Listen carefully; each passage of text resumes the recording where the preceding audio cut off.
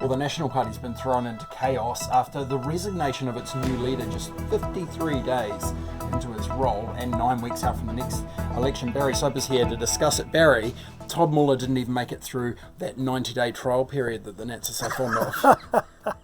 No, he didn't, and it's very sad actually because, you know, Todd Muller is, as a person, a very nice man.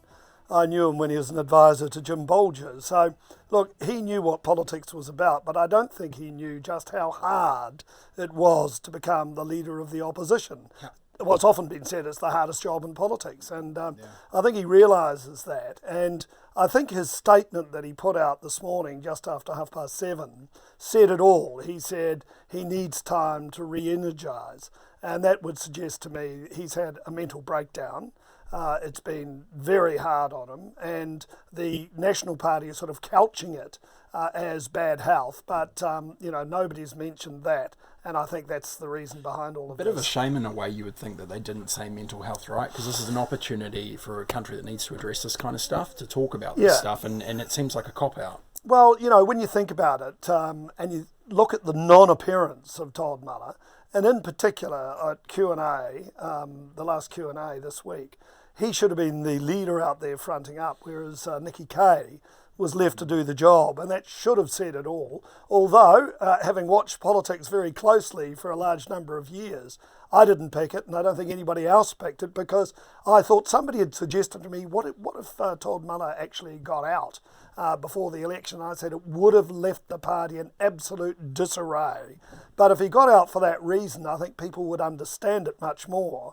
And that's why they're now meeting, or they will tonight, to decide a new leader. After all the chaos with the COVID, data leaks and all this kind of stuff, were people after his scalp?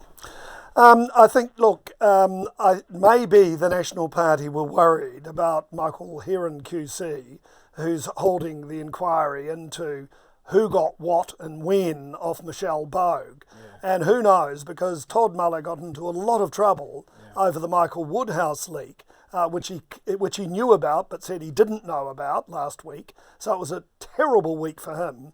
And who knows what other MPs may have received information. And if that came out closer to the election, Todd Muller would be undermined even more. So maybe he saw the writing on the wall. The Nats don't seem too afraid to sort of go for someone if they feel that they need to you know, for the good of the party, for the good of their own, you know, ability to get back in, especially in an election year. Who is circling then? Because we're going to know tonight, right, who's going to be the new leader. Who's it going to be? Is it going to be Judith? Well, it's really interesting, isn't it? When you look at Nikki Kaye, who took over the interview on Q&A, I thought she did a really good job and she related really well. But no, I don't think she will succeed in the leadership. She did, though, don't forget, beat Jacinda Ardern twice in Auckland Central. Yeah. So she's been up against Ardern, but then a local election is very different from a nationwide one.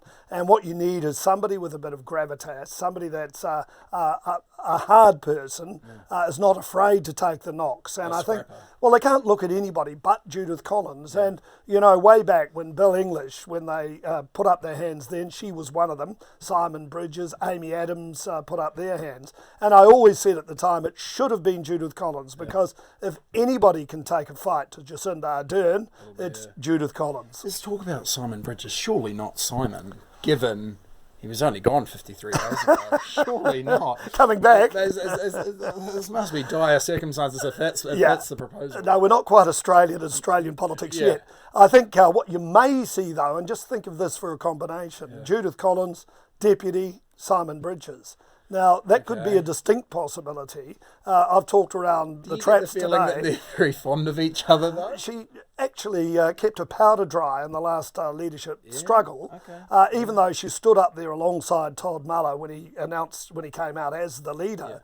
Yeah. She's played a very low-key role in all of this. Yeah. So, I mean, as I understand it, she may be reaching out to Simon Bridges. Okay. And at least Simon Bridges is very well known publicly Judith Collins is well known publicly, Yeah. and they could be a formidable team. This is a very complex election. It's very different, and the economy is now starting to tank. People are losing their jobs, and people that go into the ballot box with an empty hip pocket, as Rob Muldoon used to say, the government doesn't win the Treasury benches, although this is totally different. And I think Jacinda Ardern has won a lot of accolades, wrongly or rightly, because she's seen as the person that saved the country from COVID-19, not the economy, however. Don't forget, it was just a couple of months ago that the National Party was polling at 46%. So there is a solid support base out there. Who knows what's going to happen between now and the election, although if I was a betting man,